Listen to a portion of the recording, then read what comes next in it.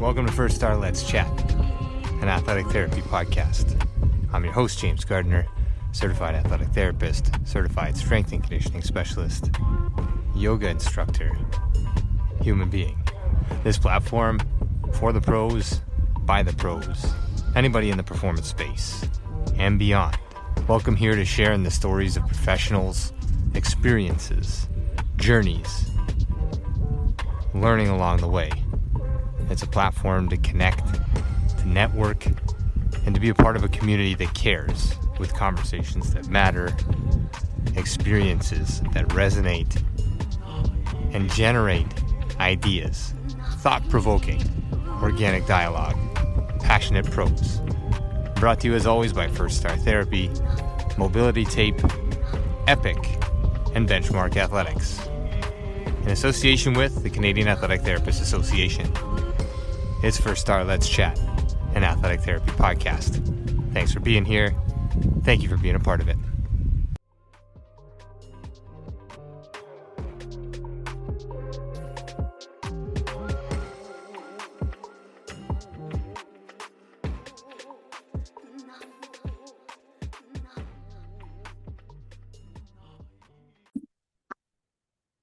All right, live from WFAT World Congress 13 here just outside of Dublin to esteemed guests and colleagues this morning. Coming off the first main speaker of the day, we're in a little bit of a gap here as the speakers continue to roll in. AJ Duffy, president of the NATA and executive director newly appointed. Mollie Pillman here with us to sit down, chat, discuss the profession, discuss the NATA, discuss your experiences so far at WFAT. AJ, we'll start with you.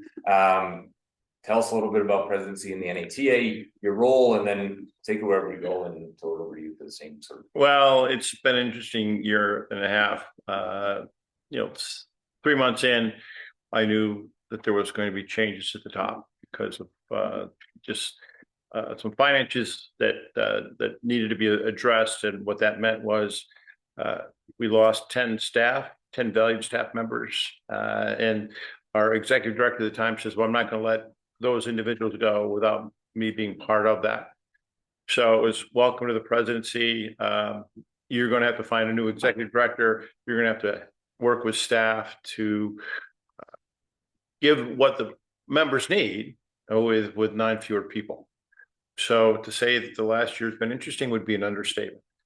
But I've learned a lot as a leader, and I think that I gave a talk in Orlando to the State Leadership Forum. I talked about my 4th grade basketball coach who taught me how to pivot in basketball.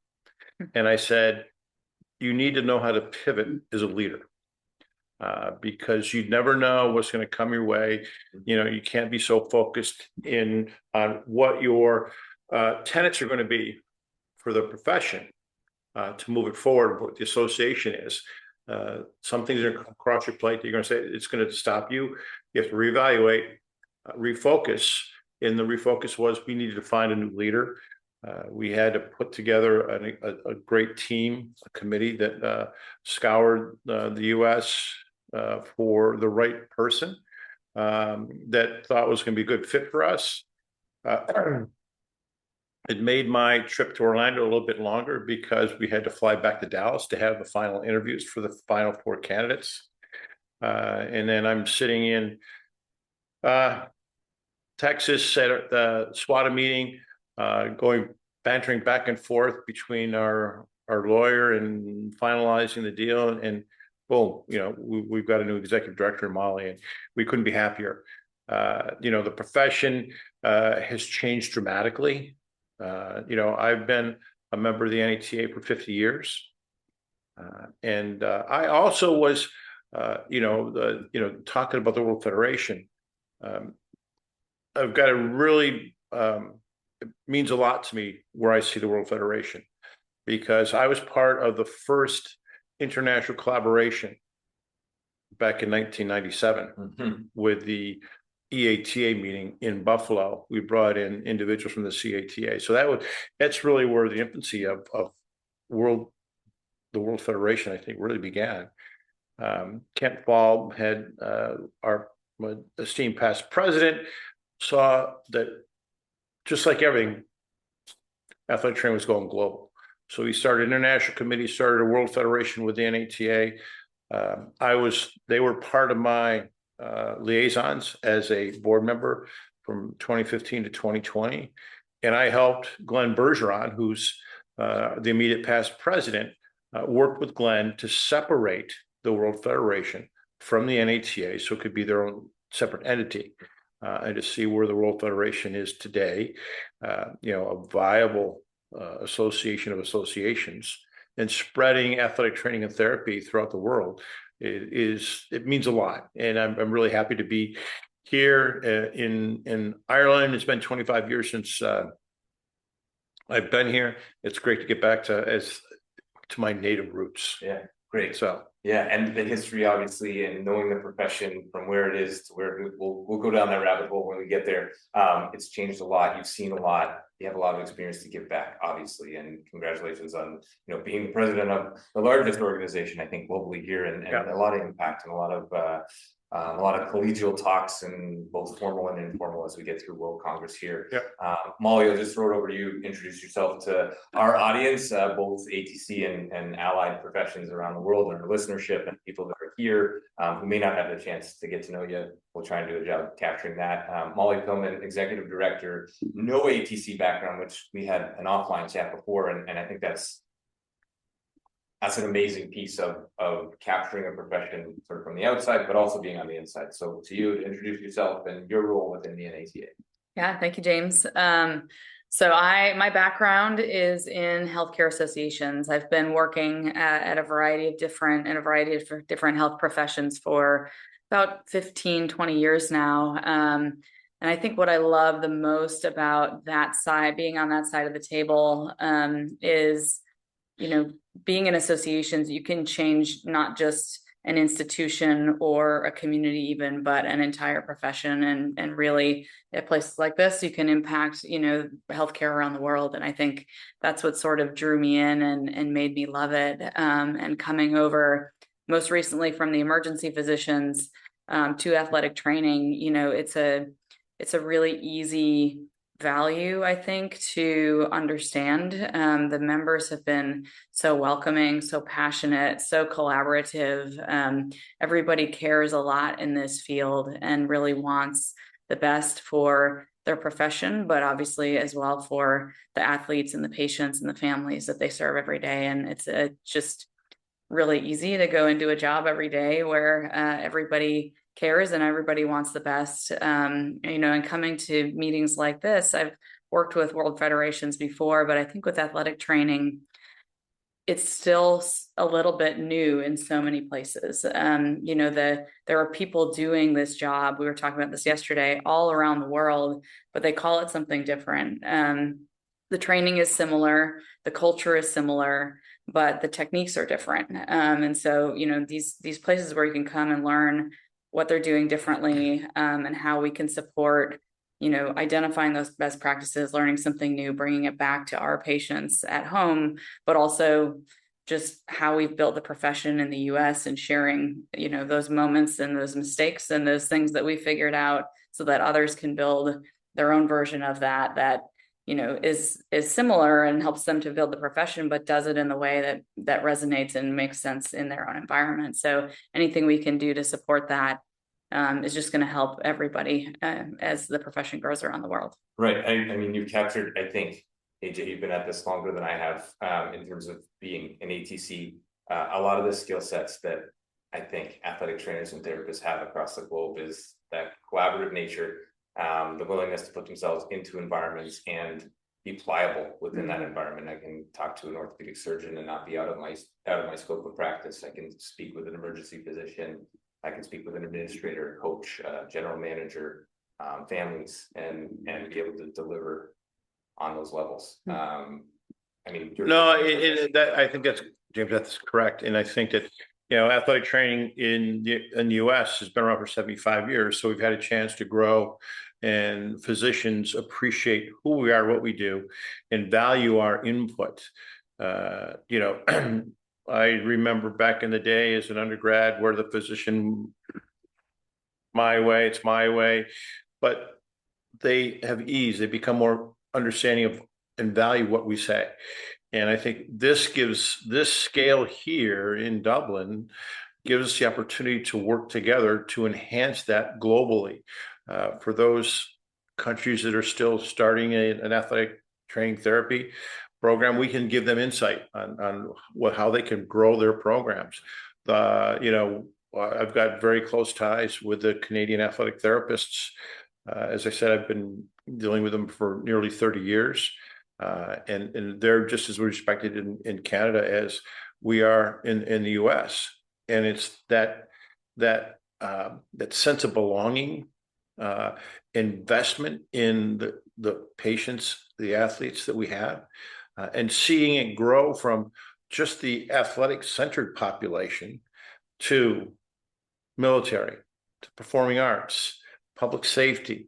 I mean, you name it, athletic training therapy is involved everywhere because they value how we're able to relate with our patients, with our clients, that we are embedded with them.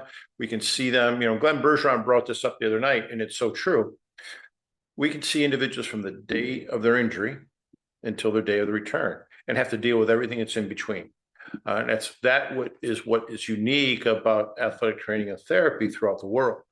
As I said, we started out in the athletic population, but now we're all over the place. Our settings have changed dramatically, which means the scope of our profession is changing dramatically, which means we have to look at things as an association differently as well, because we have to embrace all the various settings that our members are in. Yeah, it's that's it. It's a skill set that travels. It knows no borders. If we understand human movement, if we understand how to communicate, that travels. Every human being moves. It may be a little bit different, maybe on an ice surface, it may be on a basketball court, it may be in wherever, a manufacturing plant, but they're all moving, and therefore the definition can be we're all athletes, we're all moving, and if we have that skill set, we can take that wherever we go.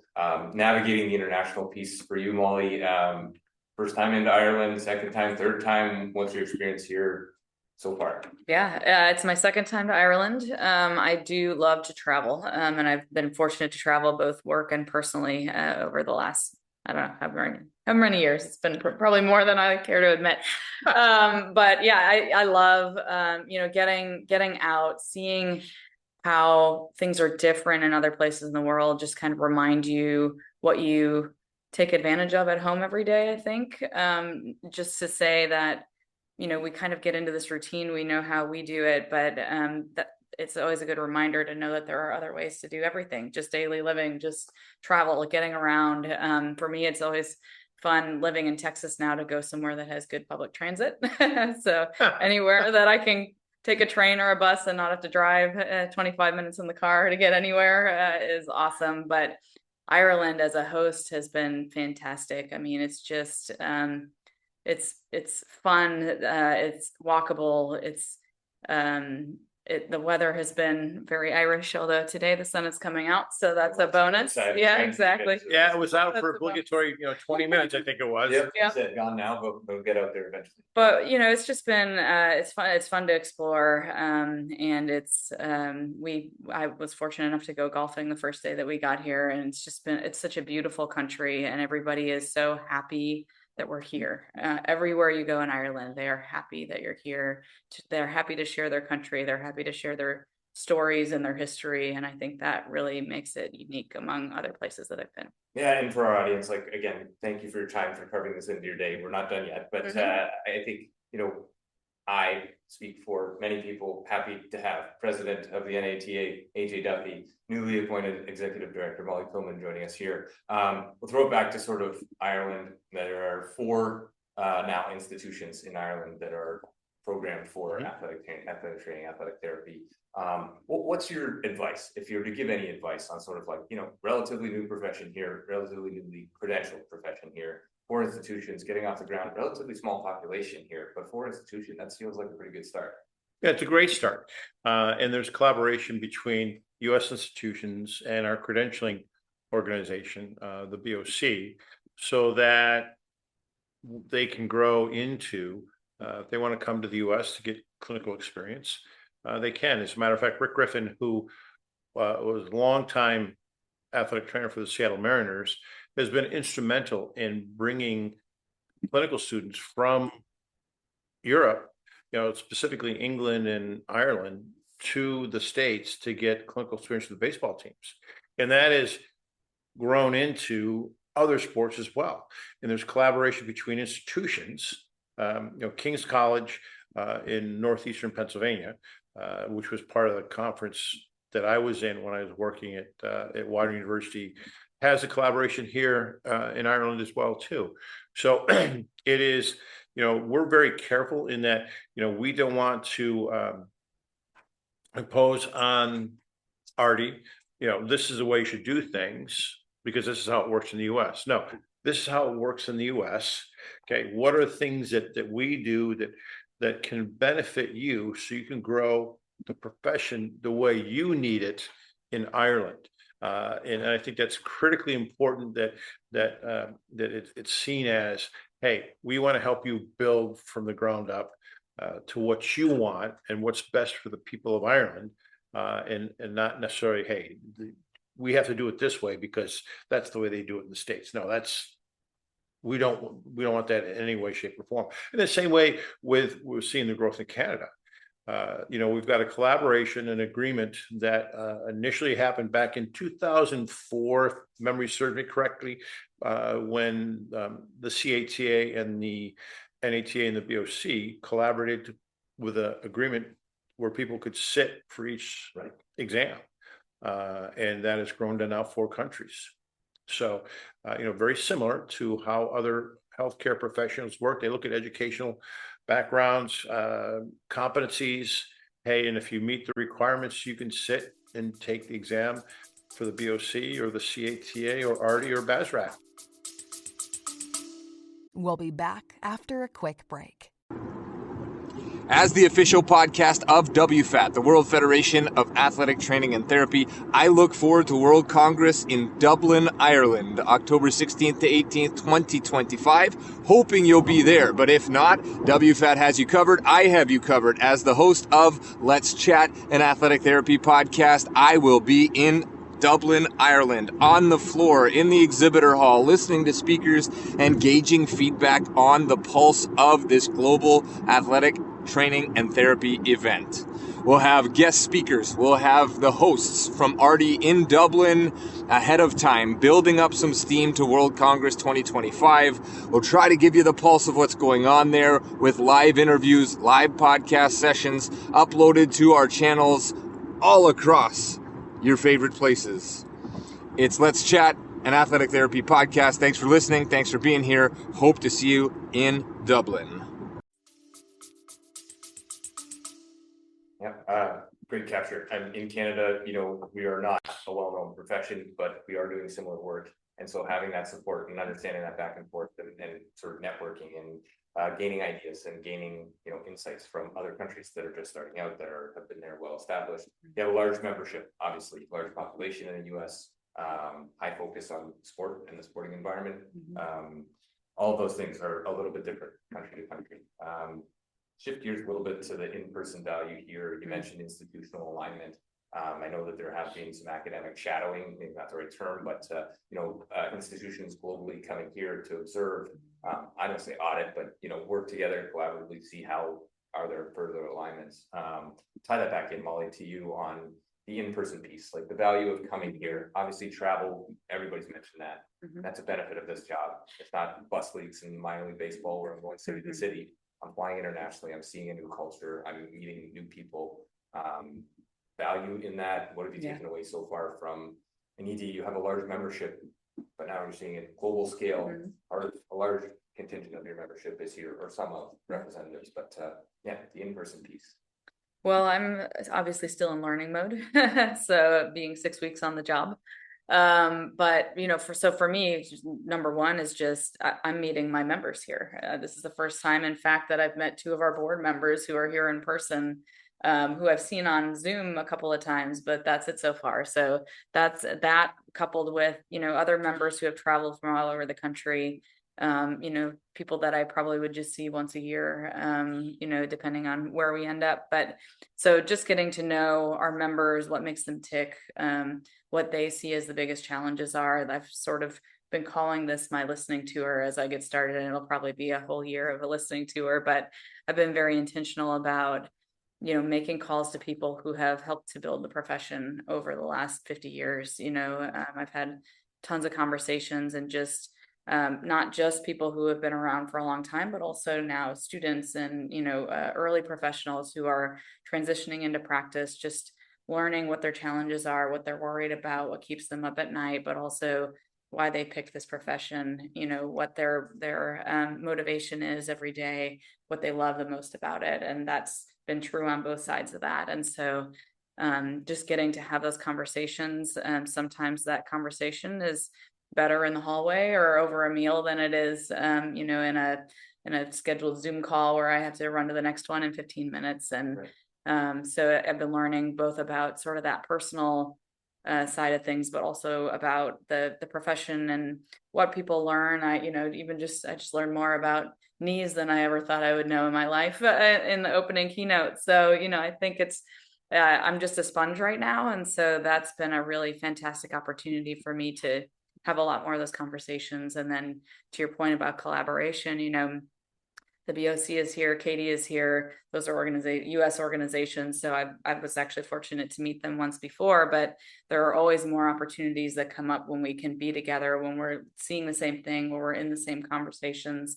And then the same with, CATA and Basrat and all of the others, I feel so lucky to have built all these relationships so early in my tenure, because now it's just, we can just go anywhere from here now that I believe really strongly in sort of shaking hands and building relationships before you ask people for things. And so having that groundwork laid now, when I need something, I can pick up the phone and they know they can do the same thing the other way around. Awesome. We'll throw it back to the 50-year piece and this we have a 50-year service member, and it's unbelievable. Yeah, I joined the NATA just after I was born. But I think that there's a couple things here. Brian spoke about this. It's getting rid of this thing here, the cell phone, because everyone's walking around with it, and just having conversation. And just like when you talk with your patient and listen to their history, let them speak, they'll tell you what is wrong or what their issues are. We have to get down to have granular conversations, globally. I think that's a missing piece. Everyone's busy during the day, but at these conferences, we have the ability to sit down, have a meal, have a conversation, sometimes good, sometimes bad, but the bad conversations are just as important as the good. We just can't listen to all the good things. We need to know what the challenges are. And I think that the NATA has the opportunity, because we have grown, and the NATA has morphed into 4 alliance members. The BOC, which is our credentialing body, was part of the NATA. Katie, which is our education, oversees all the education in the U.S., was part of the NATA. And our last alliance member, the Research Foundation, helps establish not only research and scholarship, but they help with our consensus statements. They do a lot of things. So all 4 of these, including the NATA, all came from the NATA, and we can say, look, here's how we grew into this, so that the profession across the world can have all of these. So I think it's great, because we can have conversation with everybody here about those things. It's important to me to get out and meet and talk with people. The one thing that I tell the students and young professionals, this is just be yourself.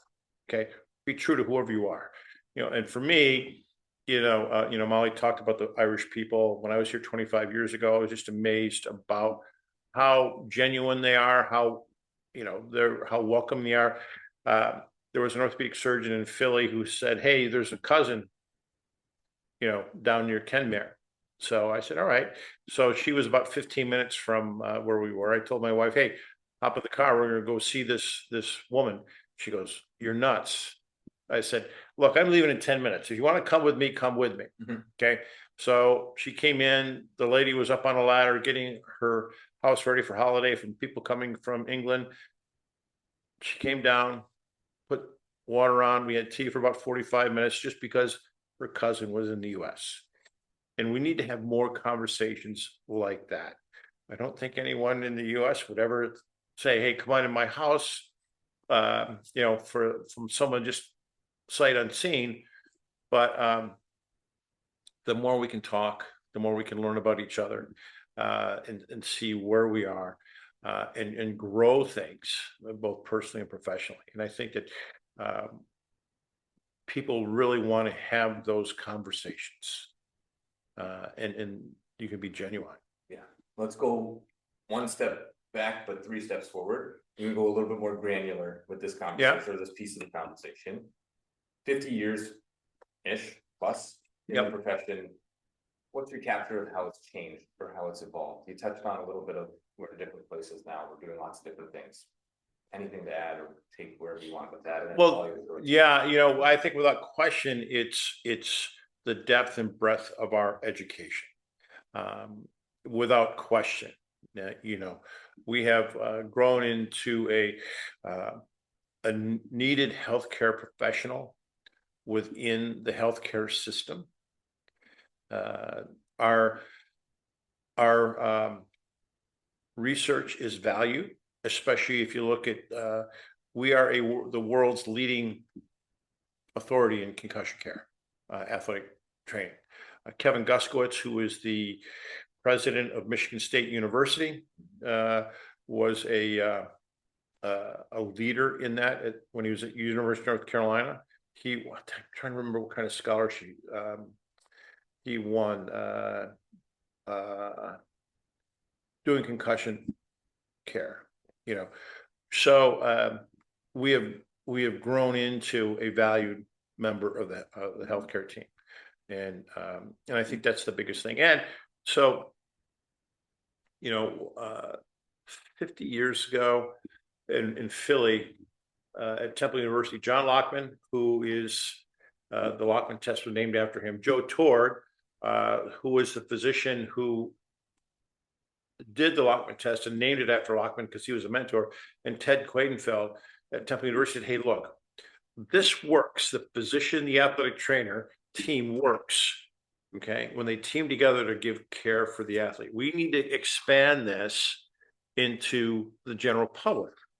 So they became the first university-based clinic in the US back in 74-ish, okay, 75, and boom, look where athletic trainers are now.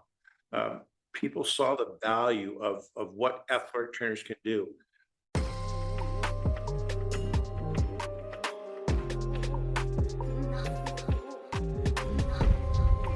Thanks again for being here. Thanks for listening. Thanks for being a part of this community. Check us out online, firststartherapy.com. That's FIRSTAR therapy.com. Or email us with feedback, consult@firststartherapy.com, CONSULT@firststartherapy.com, on Instagram @firststar.therapy, and our podcast host @letschat.at. This is First Star Let's Chat, an athletic therapy podcast.